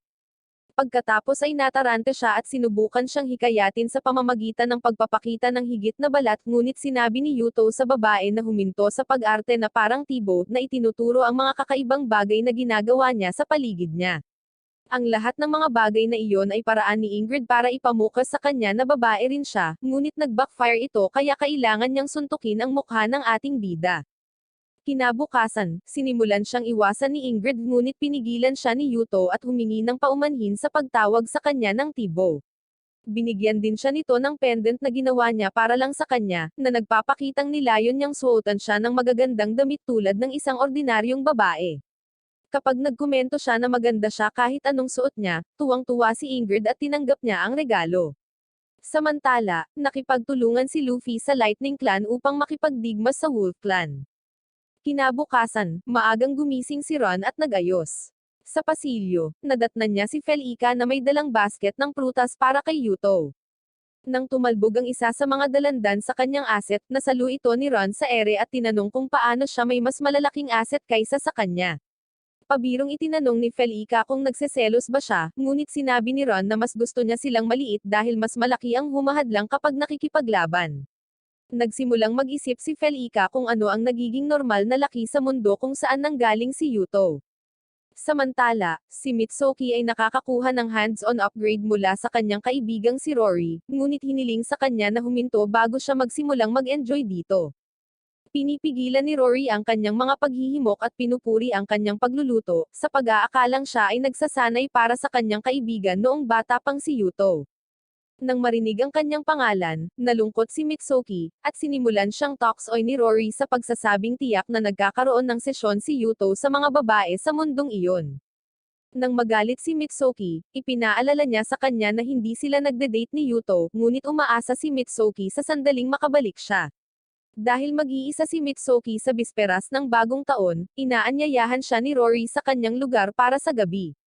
Ibinunyag niya ang kanyang pinsan, si Saya, na pumunta sa ibang bansa upang mag-aral ng arkeolohiya, ay darating din, kaya nagpa siya si Mitsuki na umuwi, umaasang matutulungan niya itong mahanap ang yugto ng panahon kung nasaan si Yuto. Sa gabi, nakilala niya si Saya ng personal, na sobrang interesadong malaman ang tungkol sa kanyang kaibigan na ipinadala sa nakaraan, at hiniling sa kanya na sabihin sa kanya ang lahat mula sa simula. Matapos matutunan ang lahat, napagtanto niyang si Mitsuki ay hindi sapat na matalino upang lumikha ng ganoong detalyadong kwento, kaya dapat na totoo ito. Sa kabila nito, nahihirapan siyang isipin kung anong yugto ng panahon si Yuto. Binanggit niya kung gaano kaiba ang mga bagay na binanggit ni Mitsuki sa alam nila tungkol sa kasaysayan, ngunit may ilang katulad na aspeto ang tumatak sa kanyang pagkamausisa. Halimbawa, ang walang kap-ares na pisikal na lakas at higanteng martilyo ni Stinor ay kahawig ni Thor mula sa mitolohiyang Norse. Mayroon ding isang alamat tungkol sa isang lalaki na nakipag-away kay Thor ng 3 beses na maaring tumutukoy kay Scarfield, at ang ilog na Bamaha sa hukbo ni Stinor ay inilalarawan bilang isang baha na nagpalunod ng mga tao sa panahon ng Ragnarok. Nang malaman niya na ang buong pangalan ni Yuto ay Yutosu, nalaman niya mula sa kanyang kaalaman sa kasaysayan na si Yuto ay isang lalaking Hapon na may itim na buhok at itim na mga mata. Sa mga kwento ng Ragnarok, mayroong isang higanteng tinatawag na Black One, na responsable sa pag-akay kay Musil sa isang Rainbow Bridge sa isang pag-atake laban sa Asgard. Siya ang apoy na sinasabing Sumire sa lahat ng siyam na mundo, at ang pangalan niya ay Surtur. Naniniwala siya na kahit papaano ay nalito ang mga tao sa kanyang pangalan Yutosu, at pinaikli ito sa Surtur, lalo na dahil ang pangalawang pangalan ni Mitsuki ay Shimoya, ay katulad din ni Sara, na asawa ni Surtur. Sa pag-aakalang siya ay nasa Norse mythology, si Mitsuki ay nagsimulang magpanik dahil alam niyang hindi maganda ang katapusan ng mga bagay para sa mga karakter na kahawig ni Ron at Scarfield. Naniniwala siyang si Yuto ay masasawi din sa tabi nila. Ngunit pinapakalma siya ni Saya sa pamamagitan ng pagpapaalala sa kanya na hindi lahat ng nangyayari ay katulad ng nangyari sa mitolohiya, kaya malaki ang posibilidad na ligtas si Yuto. Bago umalis, sinabi sa kanya ni Saya na ang lahat ng mga bond at chains ay pinakawalan sa panahon ng Ragnarok, na maaaring nangangahulugang uuwi si Yuto. Sa kabila ng mga katiyakan, nag-aalala pa rin si Mitsuki na may masamang mangyayari. Samantala, walang tigil na tumatawag si Yuto kay Mitsuki, nadidismaya dahil hindi niya sinasagot ang kanyang telepono. Nang nagpakita si Scarfield, nagpa siya ang dalawa na mag-usap tungkol sa mga inumin, hindi alam na si Ron ay nakikinig sa kanila ng palihim. Out of nowhere, si Yuto ay nagtanong kay Scarfield kung kaya niya itong suntukin sa mukha ng kasing lakas ng kanyang makakaya. Nang tanungin niya kung bakit, ibinunyag ni Yuto na ito ang parusa sa kanyang pag-aalinlangan sa kanyang labanan sa Lober, na naging sanhi ng pagkasawi ng ilang mga sundalo. Si Scarfield, sa kabilang banda, ay naniniwala na ang pinsala ay magiging mas malaki kung wala si Yuto upang pamunuan sila. Pagkatapos niyang i-comfort si Yuto, hiniling ng lalaki sa kanya na ipagpatuloy ang pagsasanay kay Ron, sa paniniwalang siya lang ang may kakayahang talunin si Steiner pagkatapos niya, syempre.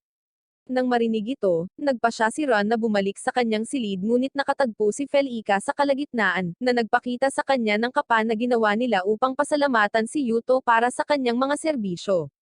Gusto nilang tumulong si Ron at tapusin ang disenyo, kaya masaya siyang sumang-ayon, na sinasabing gusto rin niyang pasalamatan si Yuto. Samantala, napansin ni Shiga na si Luffy ay nahihirapan na sa pag-iisip tungkol sa ginawa ni Yuto, at nagpas siyang hayaan siyang palabasin ang tensyon na iyon sa buong mukha nito. Samantala, tinawagan ni Mitsuki si Yuto, na nag-aalala dahil siya ay abala buong araw. Ibinunyag ni Mitsuki na nagpunta siya sa bahay ng isang kaibigan para alamin ang tungkol sa kung anong tagal ng panahon nito, at sinabi sa kanya ang lahat ng nalalaman niya.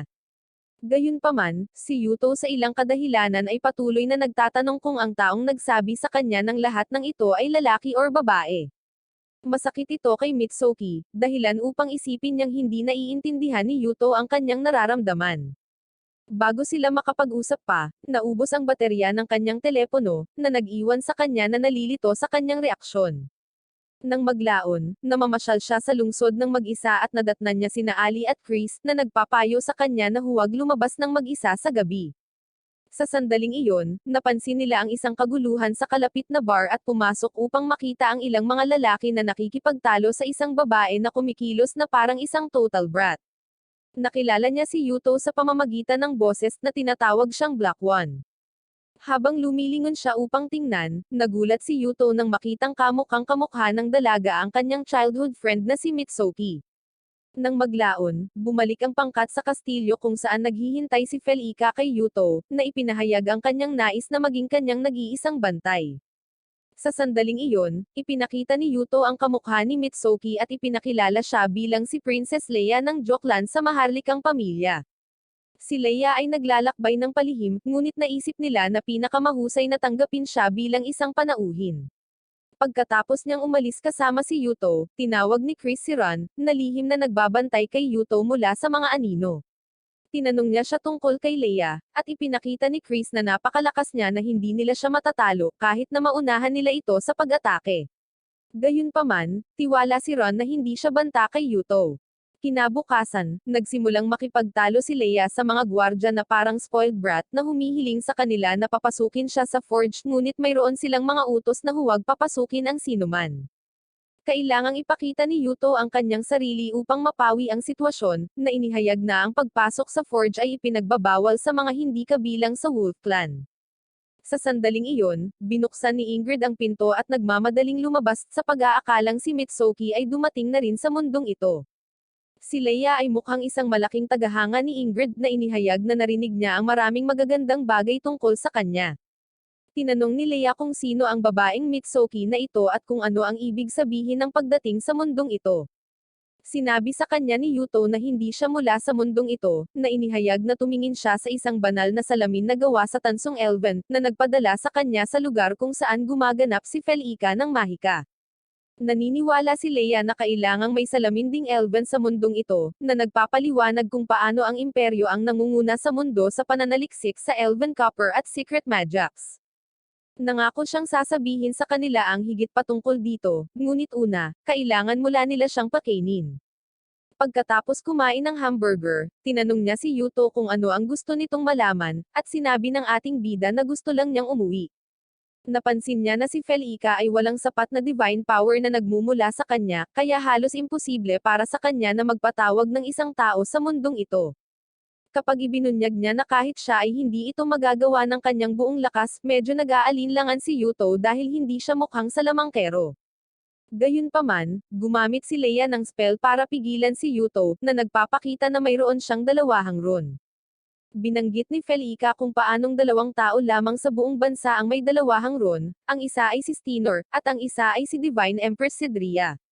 Pagkatapos ng mga pagpapakilala, tinanong ni Yuto kung maaari niyang i-undo ang spell, ngunit lumalabas na hindi pa siya sapat na sanay, kaya natigil si Yuto doon hanggang sa mag-expire ito. Naniniwala siyang maaalis ni Shigen ang spell, at agad na naalala ni Yuto na siya ang babae na nakikipaglaban sa tabi ni Luffy noong nakaraang digmaan. Pagkatapos ay tinawagan ni Yuto si Mitsuki upang ipaalam sa kanya na natagpuan niya ang kanyang kamukhang nagngangalang Leia, isang pangalan na sinasabing narinig ni Mitsuki noon. Pagkatapos ay sinabi ni Yuto sa kanya na maaaring mayroon siyang paraan para makauwi, na sa pamamagitan ng pagre-recruit kay Shigen at pag-undo sa kanya ng spell na nagdala sa kanya dito. Kinabukasan, ipinagdiwang niya ang bagong taon kasama ang kanyang mga tao at kalaunan ay binigyan siya ng kapa na inihanda ng mga babae para sa kanya. Pagkatapos noon, nag-set up si Yuto ng isang pribadong pagdiriwang, ngunit mabilis itong naging mainit sa mga babae at nag-aalis ng kanilang mga damit, at narito si Yuto na kumikilos na natatakot na parang hindi siya nabubuhay sa panaginip. Nang maglaon, iniulat ni na Chris at Ali na si Stinor ay nakipagtulungan kay Luffy at namumuno sa isang hukbo ng 8,000 upang makipagdigmas sa Wolf Clan. Dahil sa walang pag-aaksaya ng oras, inutusan ni Yuto ang mga tropa na magtipon kaagad, humihingi ng paumanhin sa Empress para sa biglaang pangyayaring ito. Gayunpaman, sinurpresa siya ni Leia ng isang kiss, na nagsasabi na ito ay isang kilos ng swerte mula sa Empress mismo. Noong gabing iyon, nag-strategize si Yuto sa mga babae at nagpa siya na gamitin ang diskarte ni Hansin na tinatawag na Lure of the Tiger. Si Ron ang namamahala sa kanang flank, si Scarfield sa kaliwang flank, at si Yuto ay aatake mula sa gitna. Kinabukasan, gumamit ang mga puwersa ng kaaway ng Arrowhead Formation na nangunguna si Stinor, ngunit nakasakay siya sa kabayo at may bagong sandata na hindi pa nakikita ni Yuto. Habang papalapit siya sa Iron Wall, inatake siya ng mga puwersa ni Yuto ng mga crossbow, ngunit inilabas ni Stinor ang kanyang bagong sandata, isang metal na payong, upang ilihis silang lahat. Pagkatapos ay sinugod ng lalaki ang mga pader na bakal ng buong lakas, at nagulat si Yuto nang malaman na ang kanilang mga kalaban ay gumagamit ng mga sandatang bakal sa ginawa ni Luffy. Samantala, ipinapalagay ni Stinor na may hindi maganda dahil mukhang napakadali para sa kanya ang digmaang ito. Sa sandaling iyon, inilabas ni Yuto ang kanyang espesyal na pormasayon, na hindi lamang umaatake sa kanila mula sa magkabilang gilid kundi pati na rin sa likuran. Alam ni Stinor na ang pagbabalik ay nangangahulugan ng tiyak na kasawian, kaya siya ay sumulong sa malinaw na landas upang ang kanyang mga tauhan ay makapagpatuloy sa pagmarcha. Gayunpaman, hinarang siya ni Ron sa kalagitnaan, pinaalis ang kanyang kabayo at iniwan siyang walang sakay. Si Stinor ay nag-utos kay Jolty at sa kanyang mga tauhan na magpatuloy, na inihayag ang kanyang layunin na manatili at labanan si Ron ng mag-isa. Samantala, hiniling ni Felica na umatras si Yuto, ngunit tiwala ang ating bida na kaya niyang talunin si Stinor dahil desperado na siya ngayon. Gayunpaman, ang lahat ng kanyang pag-asa ay nasira nang bumalik si Chris na may dalang kakilakilabot na balita. Lumalabas na si Luffy ay sumusugod mula sa mga bangin kasama ang isang hukbo na 10,000 katao. Habang si Stinor at Ron ay nagsasagupaan ng mga sandata, si Scarfield ay nagpapakita sa tamang oras para maging pantay ang laban. Kahit na sa kanilang pinagsamang lakas, si Stinor ay sadyang napakalakas para sa kanila. Hindi lamang niya pinatumba si Ron, kundi nagtutulak din kay Scarfield sa bangin. Pagkatapos ay sinimula ni Stinor na iwagayway ang kanyang martilyo kay Ron, na dinaig siya sa loob ng ilang segundo. Habang natatalo si Ron, dumating si Jolty at sinabi kay Stinor na malapit nang makipagsagupaan ang Panther Clan sa Wolf Clan. Nagpa siya si Stinor na sumali sa mga frontline, ngunit si Ron ay tumayo at inatake siya muli. Samantala, hinihintay ng mga mandirigma ng Wolf Clan si Yuto na ibigay ang kanyang mga order. Gayunpaman, malinaw na hindi handa si Yuto para sa ganoong malaking digmaan, at iminumungkahi ni Felica na umatras siya dahil hindi lahat ng laban ay maaaring mapanalunan. Sina Chris at Ali ay nagbabahagi ng damdamin, ngunit si Yuto ay naniniwala na sila ay mapupuksa sa ibang pagkakataon kung sila ay Atreides ngayon. Kung ang digmaan ay dadalhin sa teritoryo ng Wolf Clan, walang sinasabi kung ano ang gagawin ng mga sundalo sa mga kababaihan at mga bata doon, kaya kailangang tapusin nila ito dito. Naniniwala siya na ang Wolf Clan ay kanyang pamilya, at hinding-hindi niya hahayaang saktan sila ng sinuman, kahit na ang ibig sabihin nito ay masawi dito ngayon. Sa sandaling iyon, si Luffy, na dismayado pa rin sa kanilang nakaraang pagkatalo, ay nag-utos sa kanyang mga tauhan na sumugod at tapusin ang Wolf Clan minsan at para sa lahat. Nang makita silang papalapit, tinanong ni Felika kung dapat nilang tawagan si Ron pabalik ngunit naniniwala si Yuto na ang paghahati sa kanilang hukbo ay isang masamang pagpipilian na gagawin. Habang si Yuto ay may planong kontrahin ang pananambang na ito, ang kanyang mga tauhan ay sunod-sunod na tinatakbuhan ng mga cavalry. Ang mga sundalo ay nagsimulang mawalan ng pag-asa, na nakikita ang napakalaking hukbo, ngunit si Yuto ay nagpakita sa harap na linya sakay ng isang karo, na nagudyok sa kanyang mga tauhan na magpatuloy sa pakikipaglaban. Sa kanilang mga patriyarka sa unahan, tumaas ang kanilang moral, at nabawi ng mga sundalo ang kanilang kalooban na lumaban. Bago pumunta dito, napagtanto niya na mataas ang moral ng Lightning Clan dahil palaging nangunguna sa pag-atake ang kanilang pinuno na si Stinor, at kahit na wala siyang karanasan sa pakikipaglaban, gusto niyang pumunta sa harapan para hikayatin ang kanyang mga tauhan.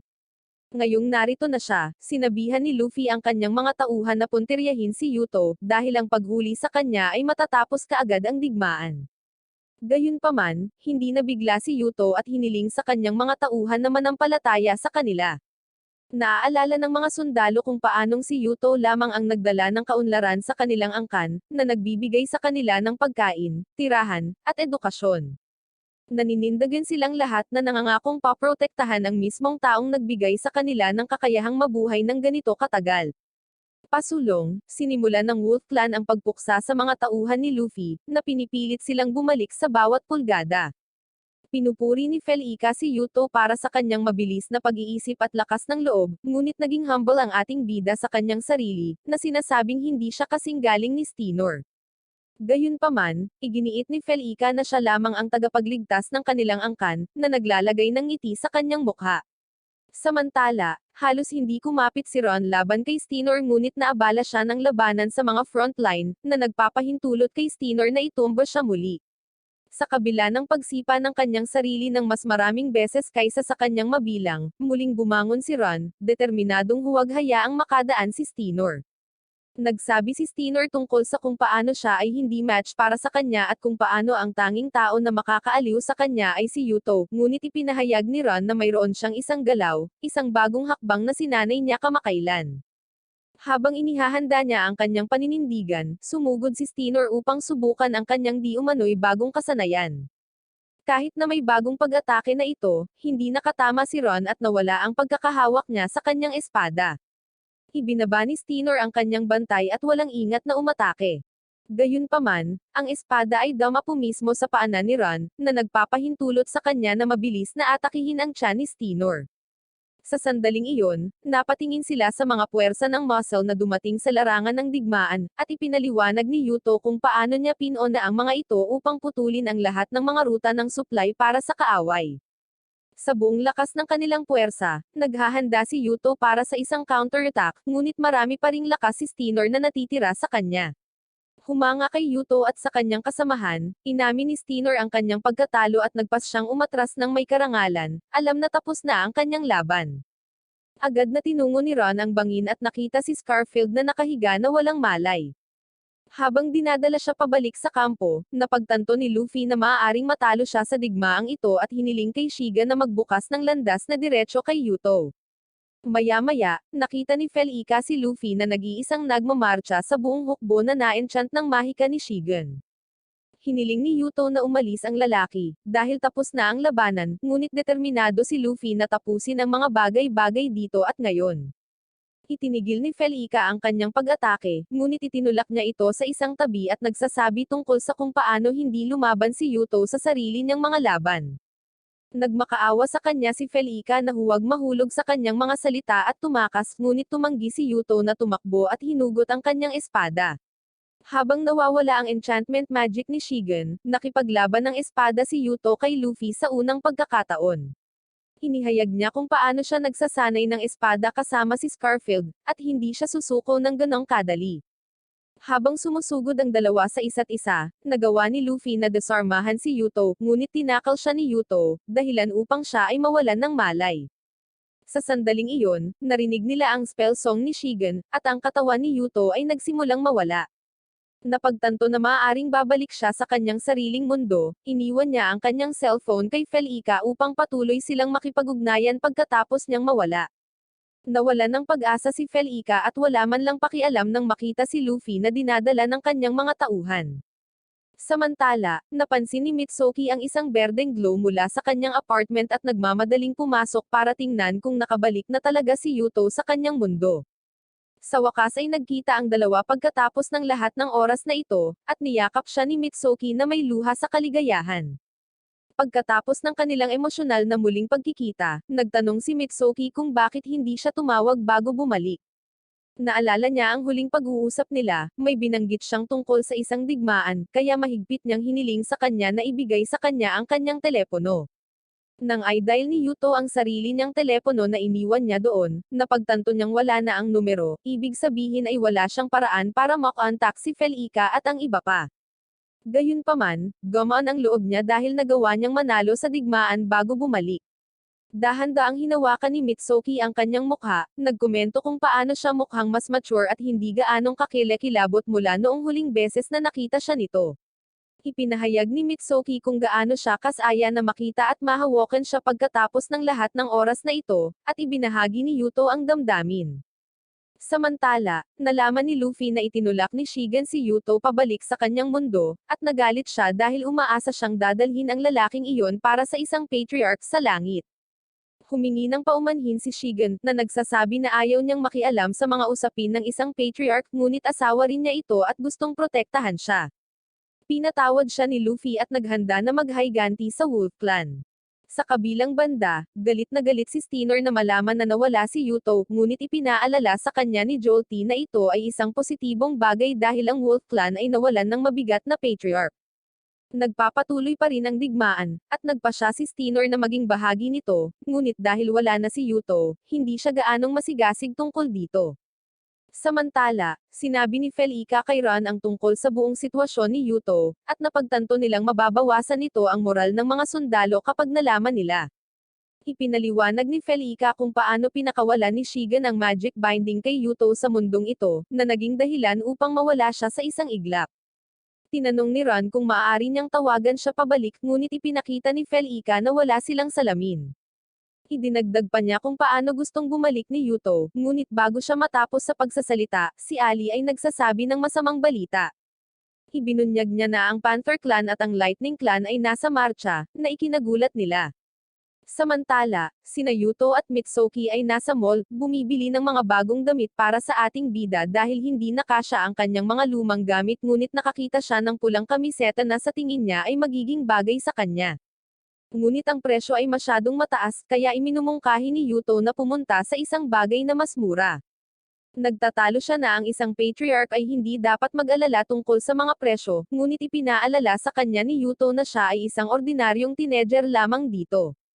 Pagkatapos pumili ng ilang damit na binibenta, nagpa siya ang dalawa na magpahinga sa isang upuan at magkape. Pagkatapos, namasyal si Yuto sa palengke, na nagpapaalala sa kanya ng mundong naiwan niya. Hindi pinapansin ng mga kaisipang ito, tinanong niya si Mitsuki kung bibili siya ng mga damit para sa kanyang sarili, ngunit ipinahayag niyang wala na siyang pera. Kahit papaano, nag-aalok si Yuto na bilhin siya ng kahit anong gusto niya, at kahit na pinahahalagahan niya ang kilos, naiintindihan niya na si Yuto ay tulad niya. Gayunpaman, ibinunyag ni Yuto na nagdulot siya ng labis na pag-aalala sa kanya sa nakalipas na 2 taon, kaya gusto lang niyang bayaran siya ng regalo. Dahil doon, sa wakas ay pumayag siyang bumili ng isang bagay, ngunit nang hindi niya malaman kung ano ang makukuha niya, hiniling niya kay Yuto na pumili ng regalo para sa kanya. Walang ideya si Yuto kung ano ang kukunin sa kanya, ngunit sinabi niyang iingatan niya ang anumang bagay basta ito ay galing sa kanya. Magkahawak kamay na naglalakad ang dalawa, naghahanap ng regalo. Samantala, hindi pa rin nakaka-recover si Ron sa laban nila ni Steiner ngunit wala ng oras para magpahinga dahil nasa panganib ang kanilang clan. Wala na ang patriarch nila, at dahil nawawala rin siya sa front lines, siguradong mawawala ng moral ang mga sundalo. Bago umalis, sinabihan niya si Felica na alalahanin siya sa mabuting pananalita at sasabihin sa lahat na buong tapang siyang lumaban hanggang sa wakas.